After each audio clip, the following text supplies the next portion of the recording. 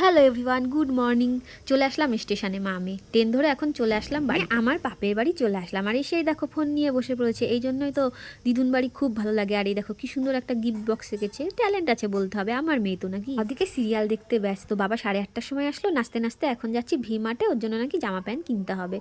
মানে সেটা হচ্ছে মামার তরফ থেকে বার্থডে গিফট, তাই এখন জামা পছন্দ করা হচ্ছে। কিন্তু মেয়ের তো অন্যদিকে নজর, কোথায় ক্যাডবেরির বক্স, কোথায় হচ্ছে চকলেটের বক্স, সেগুলোই তার পছন্দ। মাথা নষ্ট করে দিচ্ছিল। তারপরে বেরিয়ে ভি-মার্টের সামনে থেকে এই যে হ্যান্ড ওয়াশ নিয়ে নিল, তার সঙ্গে বাবা ভিডিও কল করেছিল, বাবাকেও দেখাচ্ছিলাম। তারপরে চলে আসলাম মিয়মরের থেকে একটা কেক নেব। তো আজকে যেহেতু শনিবার ছিল, তাই হচ্ছে একটা ভেজ কেক নিয়েছি।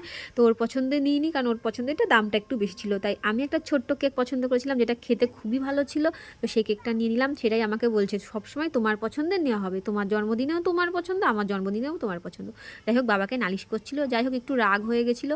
তারপরে আমরা বেরিয়ে চলে আসলাম বাড়িতে। দেখা হচ্ছে পরের ভিডিওতে কী করলাম। টাটা।